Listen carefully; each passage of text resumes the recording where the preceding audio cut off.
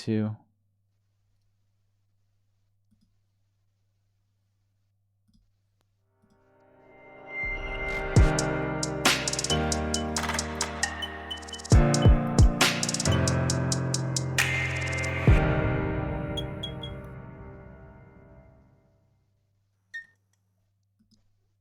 This is A.live Podcast, episode 6 of season 2.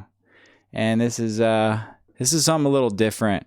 I've started like a new series where it's like the remote, quarantine podcast. And it's funny that this guest today that I have on with me was also on the first season. So this is the first time that I'm having a season 1 guest come back for season 2.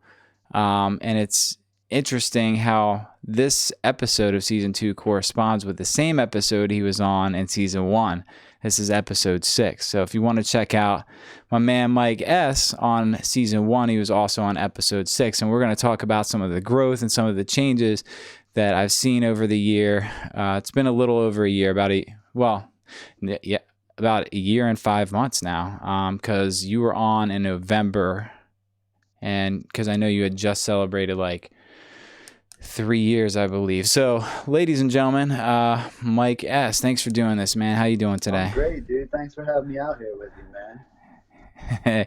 It's a pleasure, dude. I really value our friendship, man, and it's hard that, I can't connect with some of my friends, some of my guy friends that I haven't seen for a couple months. Well, it seems like a couple months because I moved out of the area, but, reality is I probably saw you about a month to a month and a half ago at another meeting.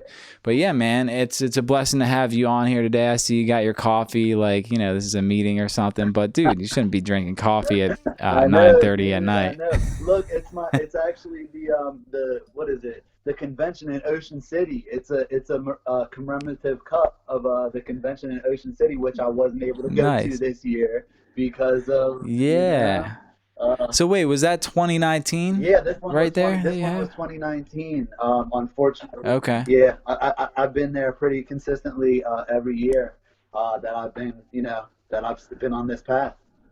Yeah, dude, and I think 2019 is when we were out there together. Yes. It was. Yeah. Yes, it was. Cool, man. Yeah, I remember we went out to eat and stuff, and I remember doing the 18? 18, was it? Dude, I'm telling you, okay. we've been hanging out for a while, man. I remember. That's cool, man. Yeah. That's cool, man. Takes me down memory lane. So Mike, dude, this is a wild time we're living in, right? It truly is. I mean, I don't know what to make of all this, really. We were talking a little bit before the podcast about how I thought, maybe this virus, this COVID-19, and the Zoom meetings that are going on right now in recovery, that the podcast would be less effective. But you had mentioned, this is just another way, means to an end. If you want to catch a message of recovery, you don't have to sit in a Zoom meeting or participate. Someone can just tune in and watch it live or after the fact. So that's cool. Yeah, absolutely, man. And it's true because I tell you, I talk to a lot of people in recovery while this whole thing is going on, and not everybody's participating in these Zoom meetings, man. And I'm worried, and I'm telling them, like, look, dude, you need to do something for your recovery every day, regardless of what it is. So this is just another availability to do just that, Sure. Well, how are you doing with the Zoom meetings? I tell you, I usually have, I get into a set schedule, and that fluctuates throughout the years. Early in recovery, obviously, I was doing a lot more meetings than, over time we get busier, our lives get fuller and stuff like that. But I have a pretty set schedule on the Zoom meetings, and it's usually Monday, Wednesday, and Friday. When we were talking to schedule this or whatever, I said, yeah, that's usually my solid schedule, man. That's cool, man. Yeah. So I was actually listening a little bit back to the podcast we did in November of, I guess that would have been 2018, right? Yeah. So a little over a year ago, about a year and 5 months or so. And I remember you said, or I heard back tonight, you said something about your meeting attendance being 4 meetings a week. So it seems like, your meeting attendance went down by a meeting a week, which isn't bad. It's fairly understandable, of course. As people get more time clean, they become busier, right? Now with this, with the COVID-19 stay-at-home order that Governor Hogan put in place, that changes things, right? So, I had a couple questions in relation to that, like, A, are you working? And B, if you are working, that's great, man. I know there's a ton of people losing their jobs, but if you're not working right now, or if your hours have been cut back due to the COVID-19, what have you been doing to fill your time? Do you have hobbies? Are you staying plugged in with your recovery network? Like, what's going on, man? Tell me about what life is like in isolation for Mike. So at first, when this whole thing happened, and it was kind of we were told it was mandatory for us to stay home.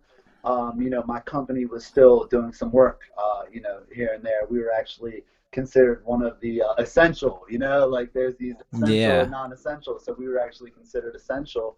And we all received letters, just basically saying, this is to get to and from work or whatever. But, the company that I subcontract for is like a national major corporation. So they're trying to comply with a lot of things going on right now.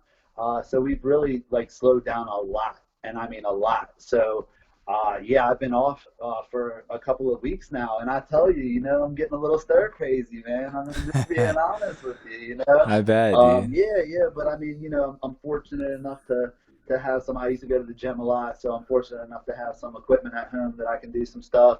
I take walks. I'm becoming a great cook. I can tell you that much right now. I make a mean omelet, but yeah, it's like, and participate in my recovery. This has given me the ability, to do some stuff that I might have not sat with and done as thoroughly as I've done it as of recent. So I'm not going to say anything fortunate came out of this situation, but there could be a silver lining, with this stuff for a lot of us. A lot of us are getting to spend more time with our families, things of that nature. So, there are some good things that could still come out of this thing. Absolutely. I wish I could say in some respects, I wish I could say that I didn't have to work, but in other respects, I work in finance still, and so many people are losing their jobs, unable to pay their bills with us. And it's just a crazy time, man. I really see how the unemployment rate is skyrocketing right now. It's very, very scary. And honestly, Mike, my job's not really I'm considered essential, but just any day, I could be. What if someone gets sick in the office, catches the virus? They're going to have to shut down the office, and we'll all have to probably quarantine at least for, a certain amount of time before we can reopen the office. So there's just there's things that are just uncertain about this time for everybody. And I was talking to someone earlier today, and they were saying, it's hard for newcomers in the program. And reality is, man, it is. I'm not going to belittle or deny that by any means, but it's hard for everybody right now. It's hard for everybody. But I'm blessed, man. I'm blessed. I just put my daughter down to sleep before I came down to do this. And spending that time with family, regardless of if I have more time, that's what it's valuable to me today in recovery. That's one thing that I really take pride in. So, yeah, man, staying connected is really important too, because it's easy to lose sight of these bonds we have, which is another reason to me why this podcast is so important. And, normally I do this podcast every other Sunday, but I'm going to start interviewing more people remotely like this. And that gives me the ability to do so. When I do this, and this is the second remote podcast, so I'm pretty excited about it, man. There's just it's a new horizon for me, it's another way that I can not only help myself stay clean and stay connected to my friends and catch a message of recovery for myself, but of course being able to spread that message and give it back, because we have to give it away to keep it. So you're not working, man, and you said you're working out though. That's good. You know, keeping your mind and your body healthy is It important. is. It is. Yeah, and hopefully I'll be getting back to work here shortly. Good. Yeah, and it's a blessing, man. Like I said, I'm holding on to hope, and my boss assures me. So I'm telling him I'm going crazy, man. I'm gonna start saying red rum in a minute if I'm cooped up in this house any longer. Yeah, man. That's wild. So, yeah, as far as like I know your clean date's November 2nd, correct? Absolutely.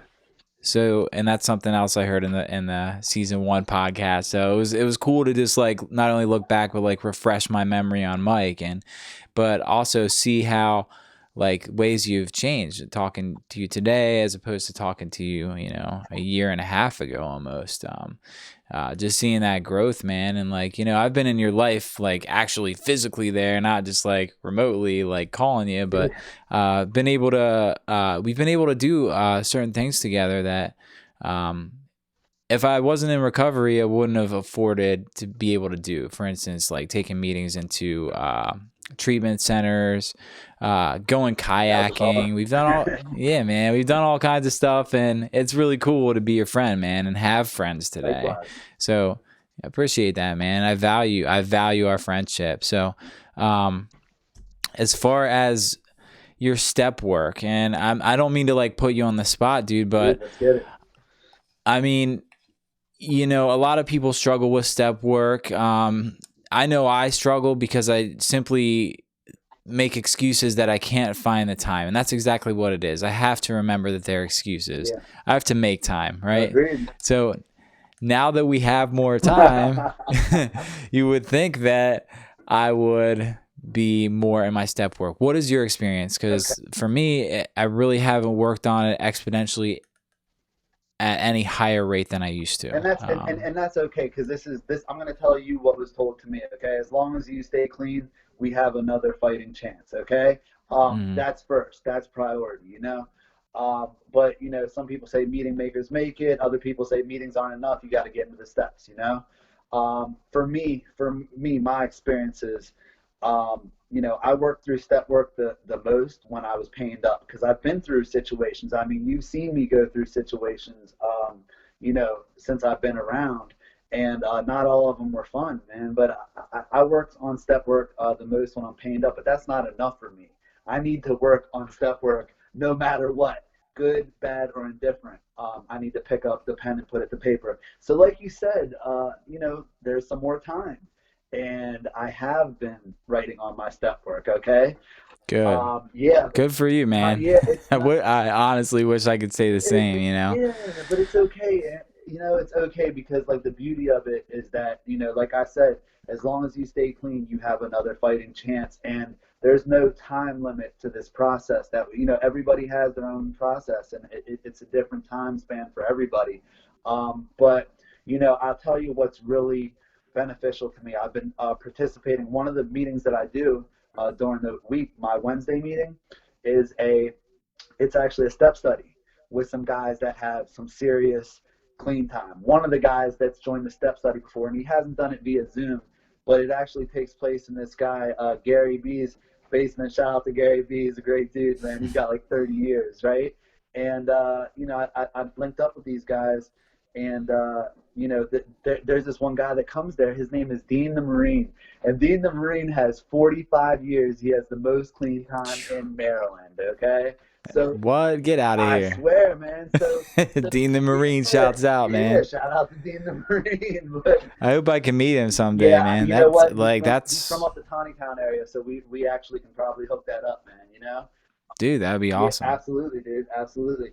But yeah, I mean, I'll tell you, this step study, it's really good and beneficial to my program to be around guys that have actually worked all these steps, and they can give you the experiences with the steps. And they gave me the option, to choose a step the other night, and I chose something that I wanted to learn more about, So I told them when I shared, I said, look, this was a little selfish of me to select this step, and I'll tell you where I'm at. I'm at the end of my 4th step, okay, which is not very much further than I was before, because I sat on it, and I'll tell you, it's not that it's not that I was scared to do it. It's that, like you said, it's very easy for life to get busy. Our lives start to get full. We start, entertaining a lot of other stuff. And it's not that I don't work a solid program or, connect with people in recovery, because I constantly am. Just like I told you before, I have a sponsee that,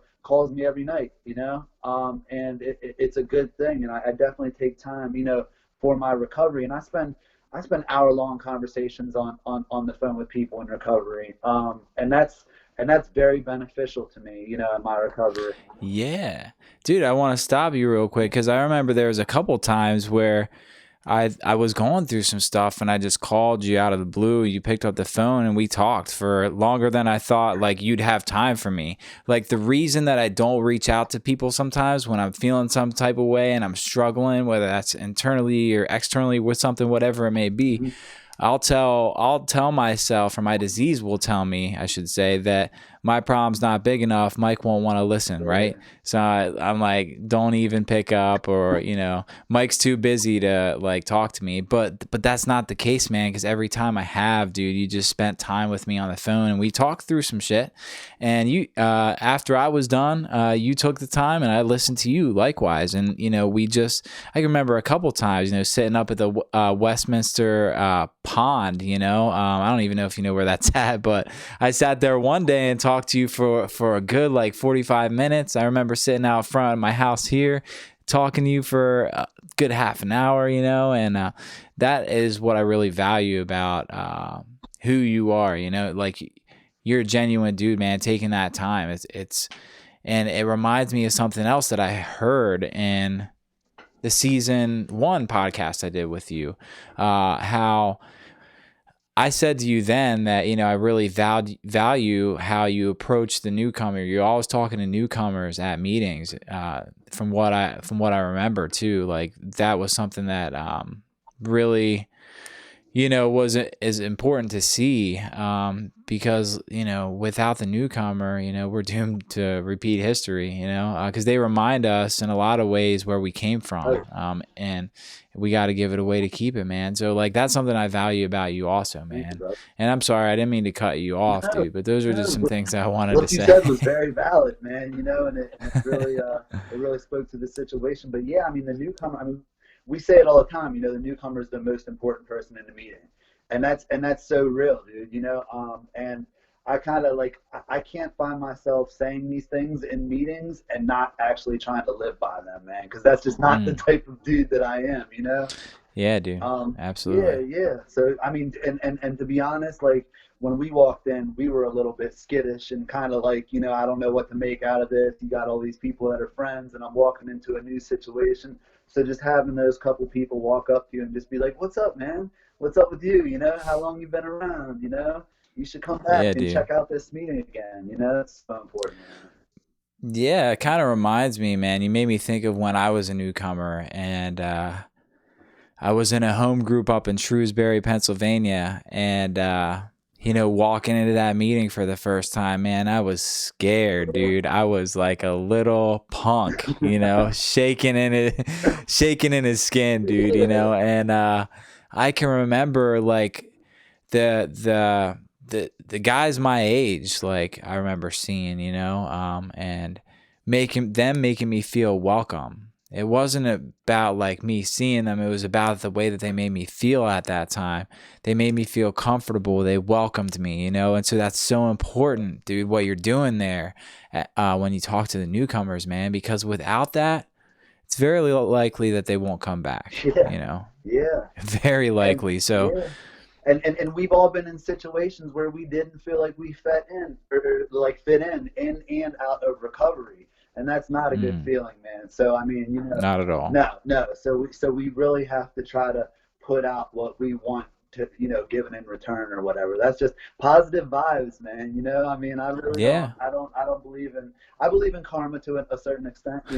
I was just gonna say, man, karma, Yeah. and treat people the way you want to be treated, right? 100%, man. And I do that. I do that stuff with a lot of my relationships. If I feel as though I'm being wronged in any which way, I kind of talk to that person and say, look, if the situation was flipped and you and you did this to me, or I did this to you rather, would you be okay with that?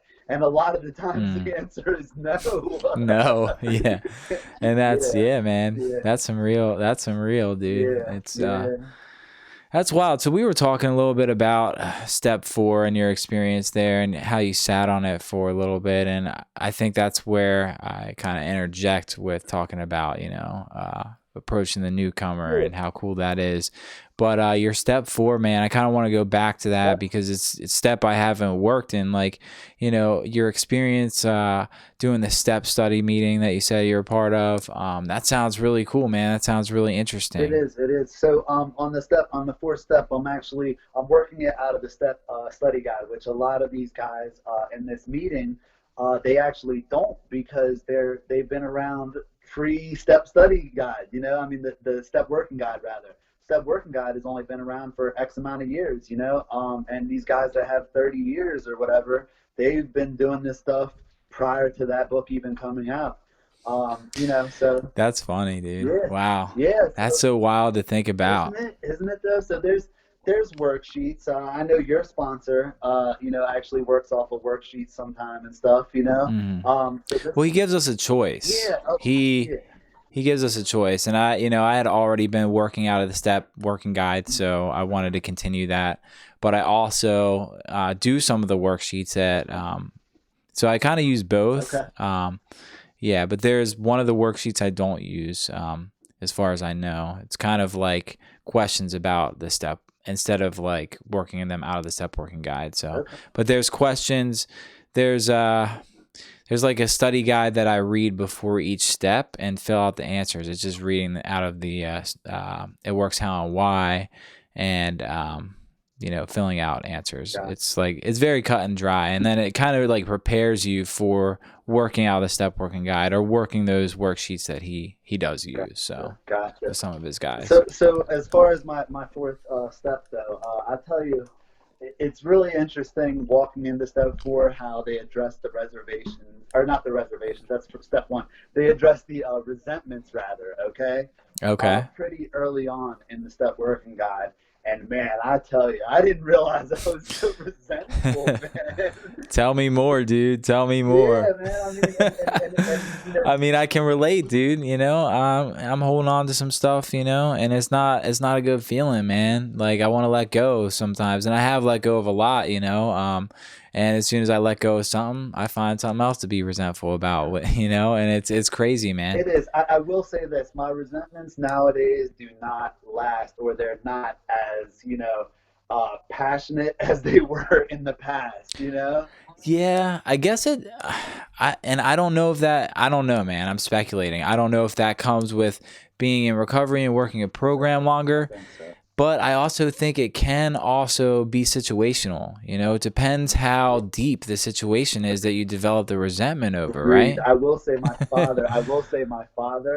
Was my biggest resentment, man. And it's so weird. And I love my father. I mean, I'll tell you a quick story in 1 second, but it's so weird. I can literally trace my using and my rebellion back to the beginning of the resentment. Wow. And it's just, it's crazy. But step work allows me to do that, man. It gives me, the ability to do a scope into my life and sit there and say, where did it all go wrong? And I haven't even, went over this stuff with my sponsor, but I can see it myself just putting the pen to paper, Yeah. Crazy. You know what it could be? It could be that we don't get better with dealing with resentments the longer that we're in recovery. It could be that we get better with like handling a situation before it turns into a big resentment, right? Yeah. So it's like I don't know the phrase I'm looking for. It's like right on the tip of my tongue, but it's like a preventative thing, that we learn, that we kind of develop. The longer we're in recovery, we learn how to deal with situations and people better, I think. I think you are right. I think you are right. I've heard people say the statement that I've gained my voice in recovery, and a lot of times, if you don't speak up for yourself, that stuff can turn into a resentment sometimes, man. So, yes. It's like people pleasing. Yeah, absolutely, 100%. I just want to go back to my father real quick, if Sure. you don't mind. Yeah. Oh, go ahead. Yeah, Sorry, man. Yeah, no worries. So the other day, I think it was 2 days ago, I was able, he wanted me to get his mail from a PO box. Okay, my father's a very private person, gets all his mail at the PO box, and he wanted to go do it himself. And because of all this COVID going on, I said no. I said absolutely Mm. not. I'm not working right now. I'm going to come down, grab the key from you, and go do it Sure. myself. And he was a little difficult about it, but in the end, he allowed me to help him out. Okay, because that's all I wanted to do was allow, and it made me feel really good that he allowed me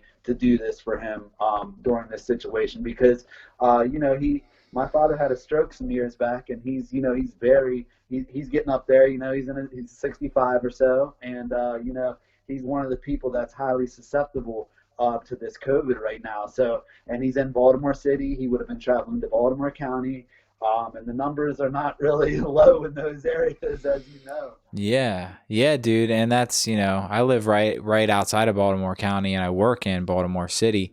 And that's awesome about your dad, without breaking his anonymity. I do want to like mention that we know somebody in the program of recovery who has or had the coronavirus, and he's a good friend of ours.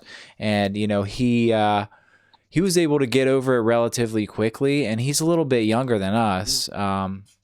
But Not too much younger. Don't sell it short. Nah. Yeah, that's funny. Yeah, that's good right there. Yeah, but he's a good guy, and he's close to both of us. And I've been checking ever since I found out, which I think I found out Monday. I talked to him after the meeting that we were in about people pleasing. I don't know if you recall that meeting, but it was on the Just for Today. I think it was the men's rap. But anyways, I called him after the meeting, and I was like, dude, why weren't you in the meeting? For one. And dude, we talked for like 15 minutes, 20 minutes. He was asking me about how I'm handling this situation, what's going on in my life. I was talking to him, and cutting it to the end of the conversation, I was like, so what's really going on with Ben? And he's like, well, I just dropped his name. There goes that. But anyway, he was like, yeah, dude, I've got the COVID, and I was like, shut up, Dude, I didn't and first either, though. yeah, dude. It's like the thing that you only hear about, but nobody really has, But then you start seeing people that have it, so it's like, wow, it's really a thing, man. It makes it real, dude. Yeah. It makes it real. Yeah. And I've been seeing some other people that we both know, like in large groups, just getting together and doing stuff. And like, I don't know about you, man, but I can't afford to get together with people, man. I've got a 1-year-old daughter. My girlfriend's daughter's 11. We have a family to protect, and it's real, dude. And I think people aren't gonna stop, like people that do that kind of thing aren't gonna stop doing that kind of thing until one of them catches it. Yeah, and you know what? It's funny that you touched on that, because I think that's a great topic right there. And look, it's not even just about people catching it themselves. It's almost like, imagine them giving it to somebody who's susceptible and that person dying.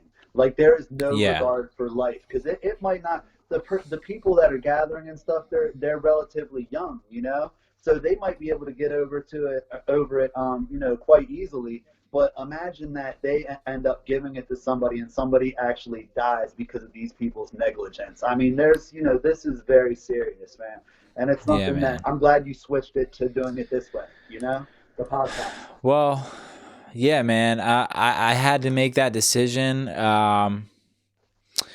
When was it? So the last podcast that I did and had the guest over in person was with my sponsor. And even then, when he came over, it was right at the beginning of this pandemic, touching down here in this area, and people starting to get scared, and people starting to take precautions, and like, he showed up to the front door, and like, we didn't even hug, man. We kept it real. He brought his own bottle of Purell, hand sanitizer,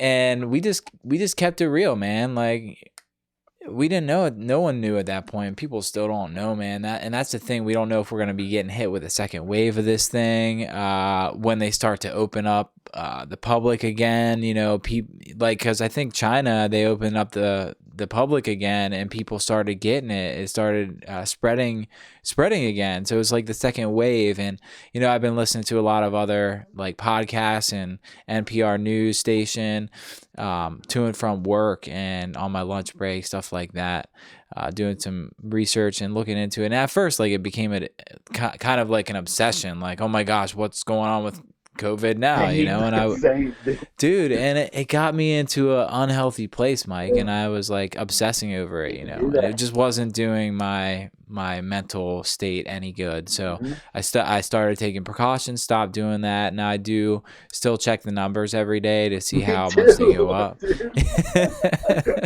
Well, and I think a lot of people do, and we should be aware. We should not be naive to it, but there's a difference between being aware and then being, you know, over compulsive, you know, like there's definitely a difference there. But yeah, I mean, you want to know, know where to take extra precautions. Like I said, as far as, you know, Baltimore City and Baltimore County being more so of a hot spot than say where I'm located at in Carroll, you know, Carroll's at like, you know, 260 or so right now, which is not low by any means rather, but it's not, you know, 1,000 or 1,500 or like Montgomery, you know, it's bad out there.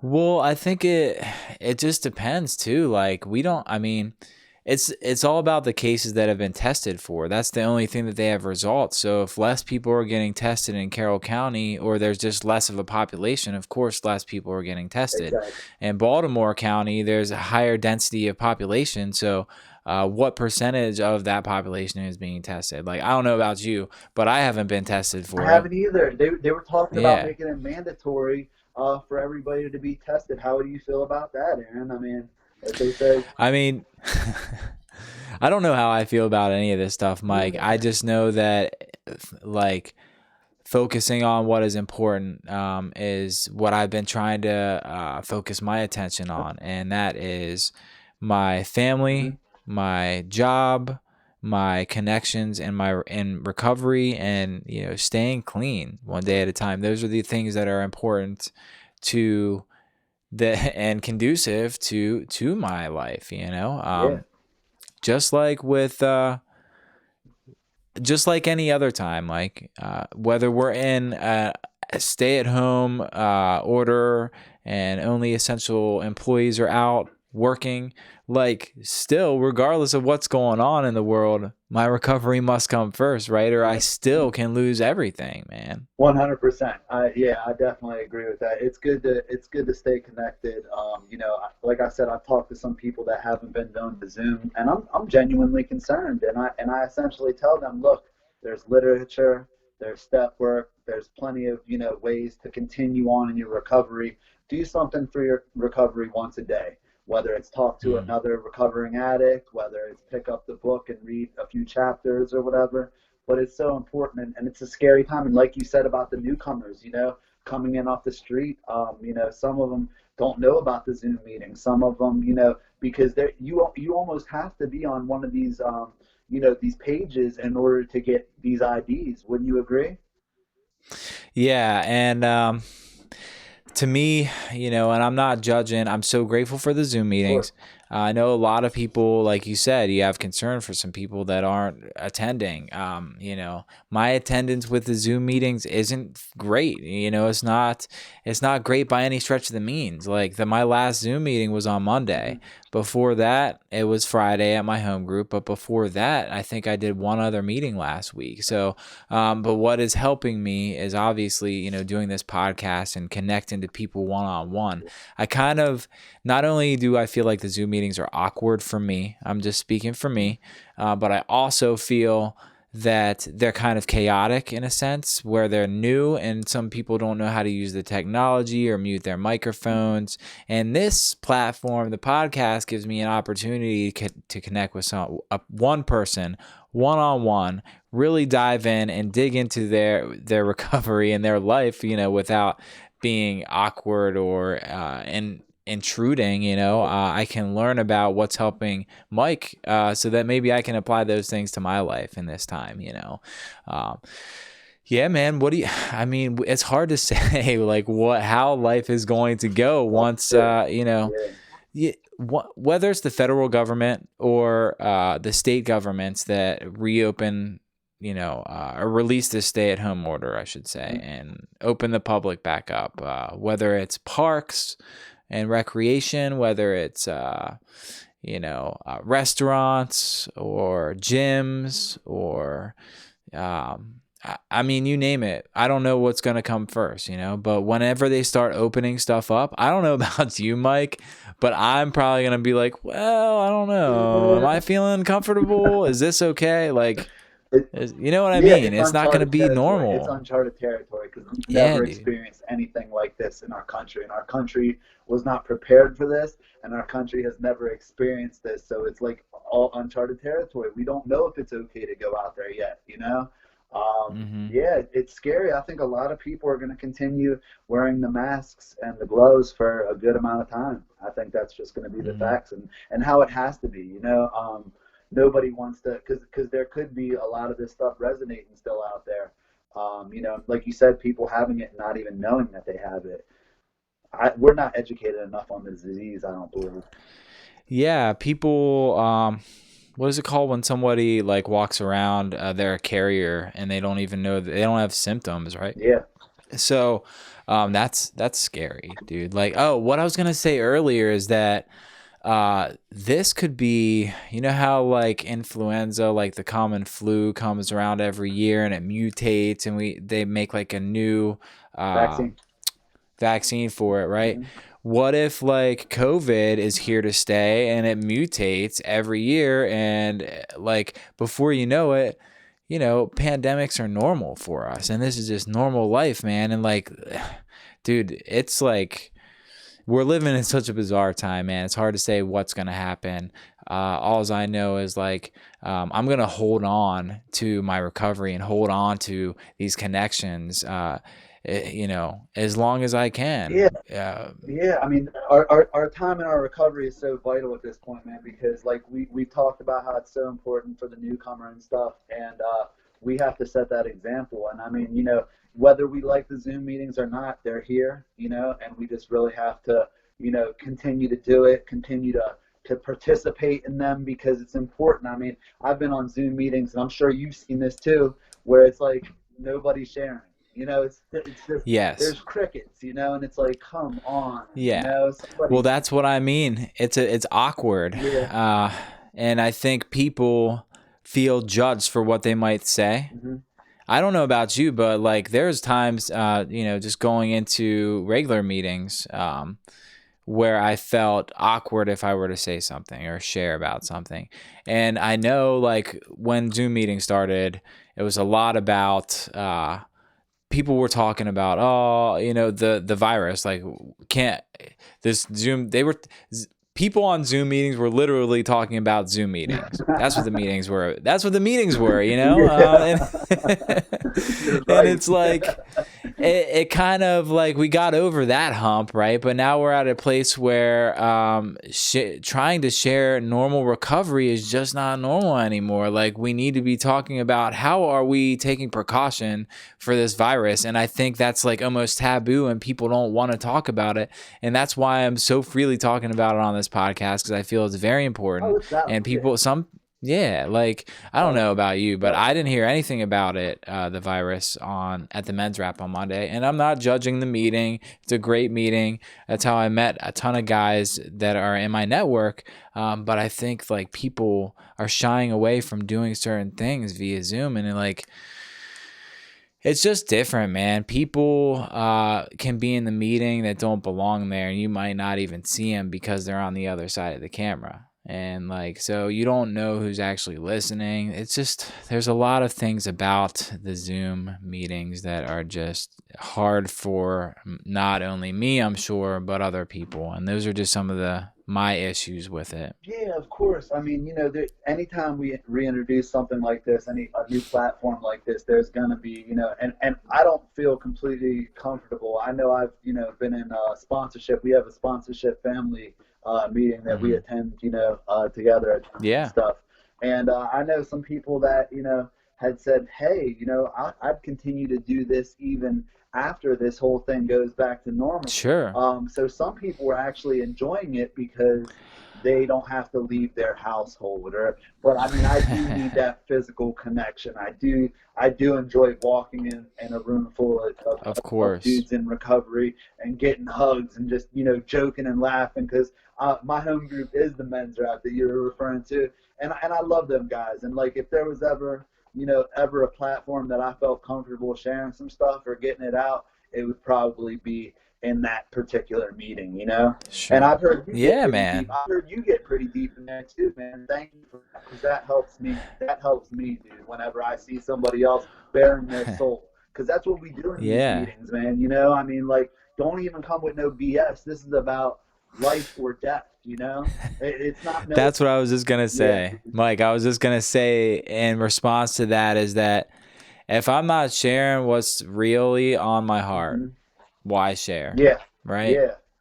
Like, why waste my breath? Yeah, go in You there and know? say a whole bunch of cliches and not really be saying anything about yourself or your Yeah, but I've recovery. been there. I've shared some meetings like that though too. I But know. I mean, you know me, dude. I pretty much wear my heart on my sleeve. And anytime I think you've asked me to share at treatment center, I think I was with you Yeah, twice yeah, at a particular treatment center, and both times, yeah. I My just H and share I, my heart. yeah, What's and that? my H&I commitment, man. Yeah, Which man. Which is has another been thing vital to my that's recovery. I wanted to just throw that yeah, out there, man. So yeah. yeah, no, no. Go ahead, please continue. Well, no, no, no, no. I mean, I don't even know, like, really where I was going. I was just, like, kind of touching on that, I don't come with the Nah, BS, If I'm going to share, I'm going to share some shit. And it's a little bit different with the podcast because I feel like we're having a conversation now, but a lot of the times I'll be interviewing. Like I have my note cards with some questions on right here, that I wanted to ask you. And, I didn't always do that. I didn't always have note cards with questions. Like the first season, that was all fly by the seat of my pants. I only did like the planning in my head. It was all in my head. And I didn't start doing the flashcards until my last podcast with Dave B that I did remotely like this, same way. But what I noticed by doing the questions, that I don't have to be in my head while you're talking to me about something, trying to think, oh, what am I going to ask Mike next, And it's really helped me. And like, I think that applies to all areas of life and recovery and in general, is that like, if we do a little bit of footwork and prep work for something, things go a lot smoother. But don't get that twisted with thinking that you can plan out your life and it's going to go out exactly as planned, right? Because that don't happen. never, never. Funny thing about that, Mike, is I had a vacation booked to leave May 2nd through May 9th to go to Oregon with my girlfriend. Okay. Yeah, yeah. I mean, look, man, I get it. I see it all over Facebook. We were supposed to Yeah. go. I have some friends out in the Hartford County area, and they were supposed to go to Disney World with their young daughter. And it's like that's not going to happen anytime soon. Yeah, I man. don't even know. Like you said, I don't know. I don't know when I would feel comfortable going to a place like that. In Yeah. the near Oh, future. yeah, In the no near way. future. I mean, people Yeah. everywhere.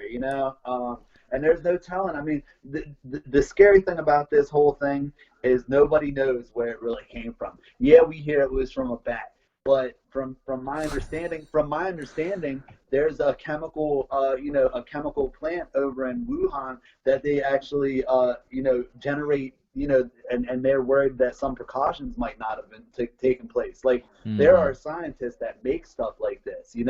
And it's scary, man. Like, that's a whole new form of Fuck chemical yeah. warfare. Oh my gosh, dude. There's so many conspiracies though, Mike. Don't even get me Yeah, that's started on another show. That's a whole nother that. We're show. gonna be here for till midnight talking about what could or could not be with this virus, but Right. bottom line is that our recovery must come first, right? And there's one other question Yeah, here hit me. on my card I thought was important to ask. Um Yeah, it says here, do you find yourself thinking more deeply now that you have more time alone in isolation? And you may not be alone, you're with your girlfriend, but Yeah. do you find yourself thinking more Shout deeply out to about Lauren. things? Yeah, no, yeah, no, man. I mean, I will say this. That's another thing that, man, I tell you, this step study, I gotta jump you in on that sometime, man. You know what I Yeah, mean? dude. You gotta I'd check love it to. out with What me day is sometime. it? You gotta check it out with me sometime. But we were talking about, I think it was step 11 last night. That I participated. We were talking about, prayer and meditation, and the piece about that I got was like prayer is talking to God, and meditation is listening, to see what Dang. and it's crazy because my whole perception of meditation was not that, my perception of meditation was like, crossing your legs with their hands out and going, but there's there's so many Yeah. people, and I'm not trying to, because there's so many different forms of meditation, but guys actually had a lot. Uh-oh. You froze on the screen. Hopefully Mike comes back here soon. Oh, there you are. I can't hear you though. We lost him, ladies and gentlemen. Well, he's there, as you can see. Can you hear me? You can't hear me? Hold on. I'm gonna hang up the call and call you right back. Good? All right, ladies and gentlemen. Hang tight real quick.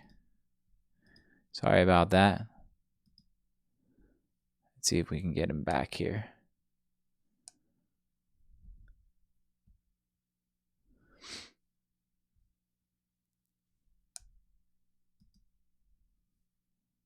What's going on?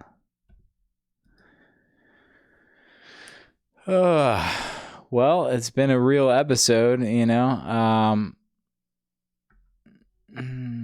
here we go. It's ringing.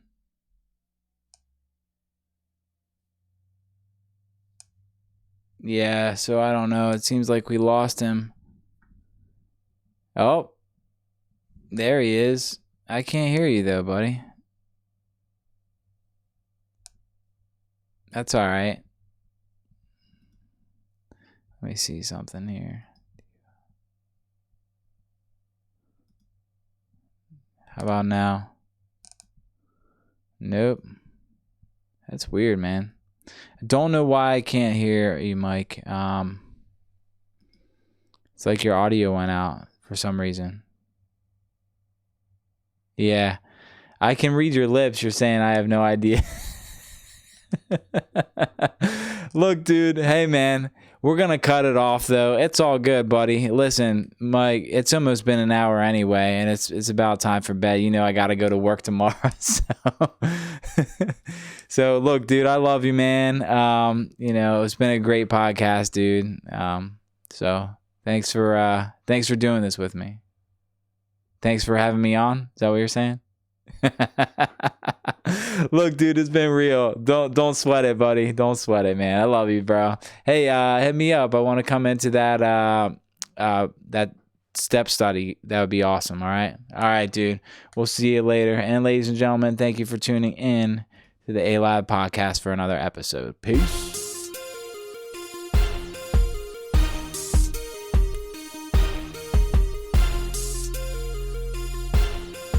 Subscribe now at A.live Panda on YouTube.